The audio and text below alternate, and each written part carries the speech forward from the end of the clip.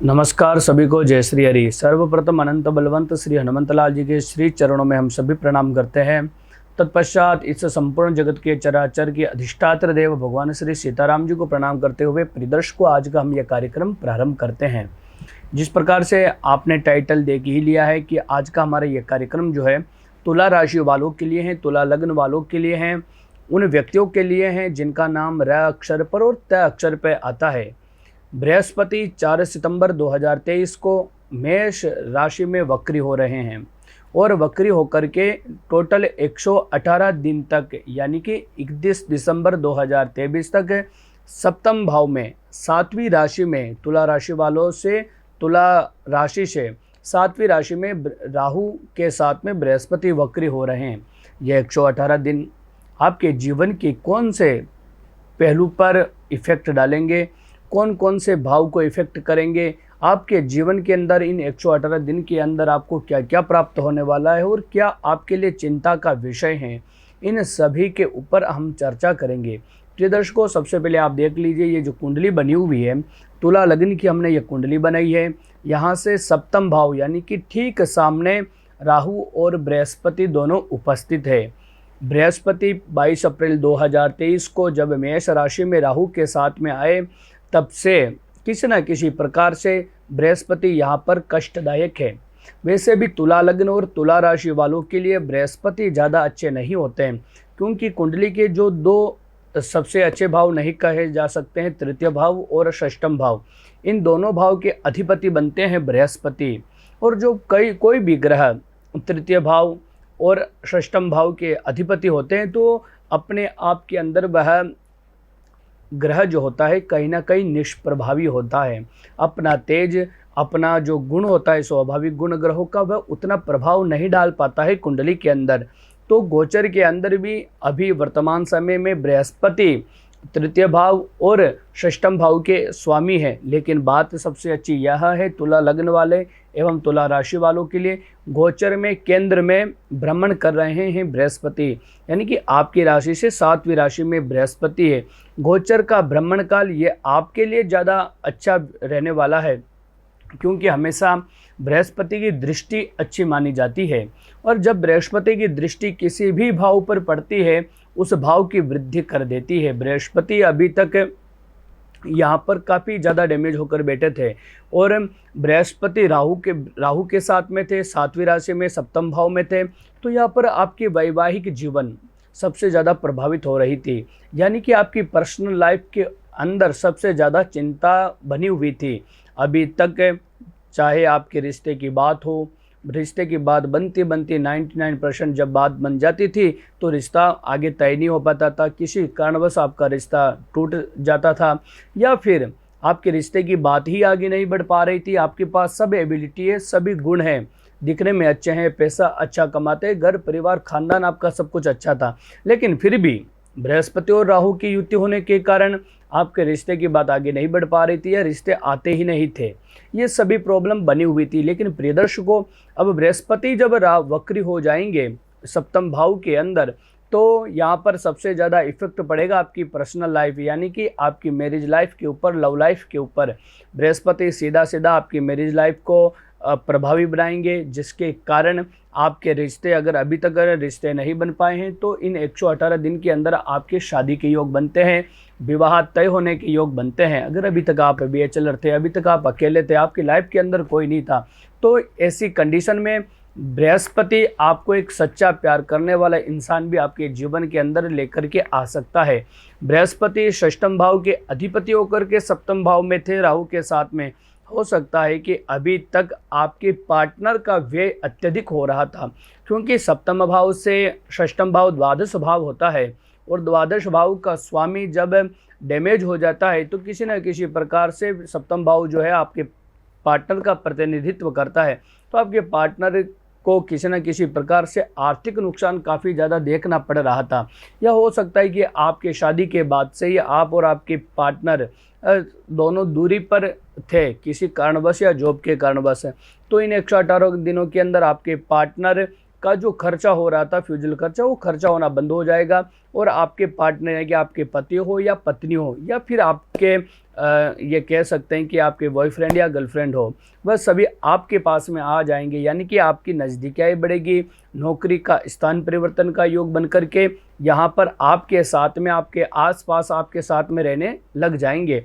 और किसी न किसी प्रकार से अगर आपके लाइफ पार्टनर को शारीरिक कष्ट भी था, तो ये शारीरिक कष्ट भी बृहस्पति की कृपा से अब दूर हो जाएगा। आप देखेंगे बृहस्पति की एक दृष्टि यानी कि 5वीं दृष्टि पड़ रही है, जहाँ पर आप सूर्य और बुध को देख रहे हैं। जहाँ सूर्य और बुध उपस्थित है वह सप्तम भाव से 5वां भाव है।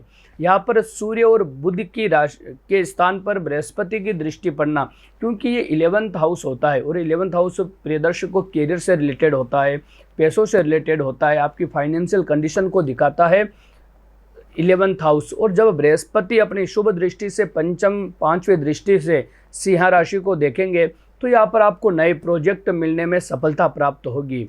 यहाँ पर सूर्य तो वैसे ही अभी वर्तमान समय में आप देख रहे हैं 11th हाउस में है बुध के साथ में, लेकिन सूर्य 17 सितंबर को अगली राशि में चले जाएंगे।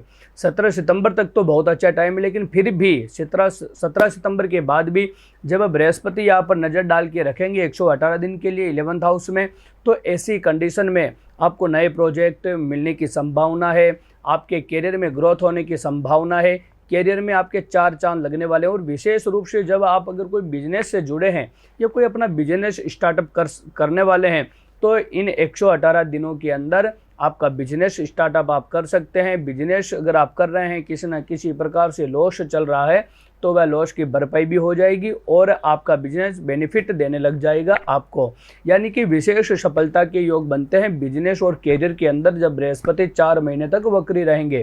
प्रदेश को बृहस्पति की एक दृष्टि पड़ रही है आपकी राशि पर, यानी कि लग्न पर, तुला राशि पर बृहस्पति की 7वीं दृष्टि पड़ रही है। यहाँ पर आप देखेंगे राहु की दृष्टि और केतु जो है 7वें भाव में, यानी कि बृहस्पति से 7वें भाव यानी कि लग्न के अंदर केतु उपस्थित है।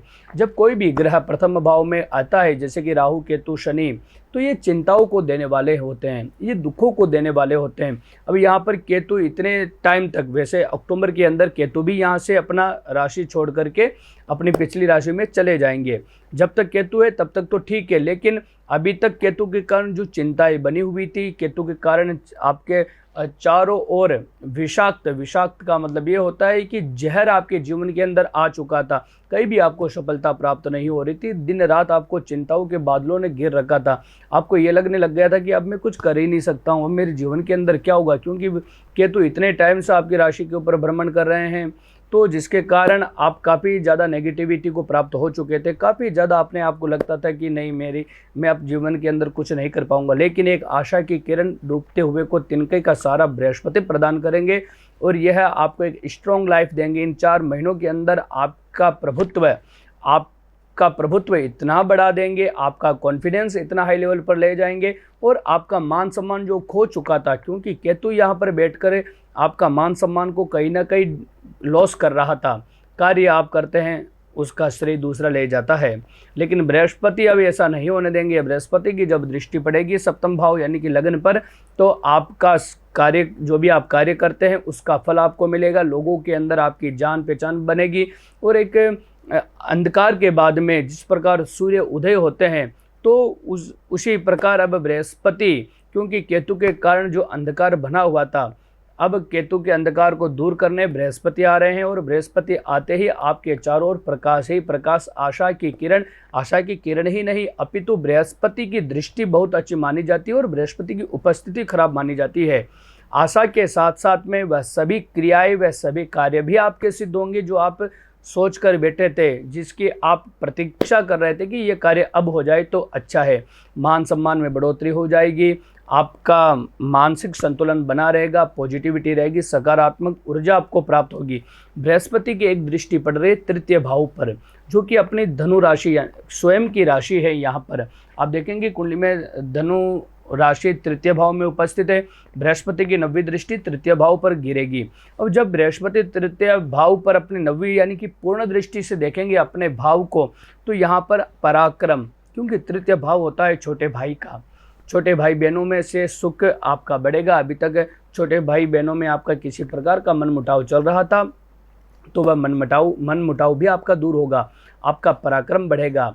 आप अगर खिलाड़ी हैं, स्पोर्ट्स से जुड़े हुए हैं, तो उसमें आपको सफलता प्राप्त होने के योग बनते हैं। आपके फैमिली के अंदर, आपके परिवार के अंदर भी यहाँ पर खुशियों का माहौल आपके कारण बना रहेगा, जिससे आपके फैमिली वाले, आपके परिवार वाले आपसे काफ़ी ज़्यादा खुश नज़र आएंगे। प्रिय दर्शकों, सितंबर 2023 यानी कि 4 सितंबर 2023 से 31 दिसंबर 2023 तक बृहस्पति आपके जीवन के अंदर ऑल ओवर खुशियाँ लेकर के आने वाले हैं, आ रहे हैं। आप पूरा बृहस्पति की पूजा करें, बृहस्पति की आराधना करें। गुरुवार के दिन अत्यधिक येलो वस्तु का यानी कि पीली वस्तु का आप दान इत्यादि करें, जिससे बृहस्पति और स्ट्रॉन्ग बनेगी। क्योंकि 4, 7, 10 और प्रथम भाव में कोई भी गोचर में ग्रह भ्रमण करता है तो वह काफ़ी ज़्यादा इफेक्ट डालता है। तो यहाँ पर बृहस्पति सप्तम भाव में भ्रमण कर रहे हैं आपकी राशि से, तो काफ़ी ज़्यादा आपके लिए शुभ संकेत बनने वाले हैं। विशेष रूप से व्यापारी और वैवाहिक जीवन को यह काफ़ी ज़्यादा ग्रोथ पर ले जाएंगे। प्रिय दर्शकों, अभी तक जो भी हमने आपको जानकारी दी पूर्ण शास्त्र सम्मत और शास्त्र के अनुसार आपको हमने ये जानकारी दी। अभी हम आपसे विदा लेते हैं। अगली वीडियो में हम बात करेंगे वृश्चिक राशि वालों के लिए बृहस्पति का वक्री होना कैसा रहेगा। तब तक हम आप सभी से विदा लेते हैं। एक बार पुनः आप सभी को नमस्कार। जय श्री हरि।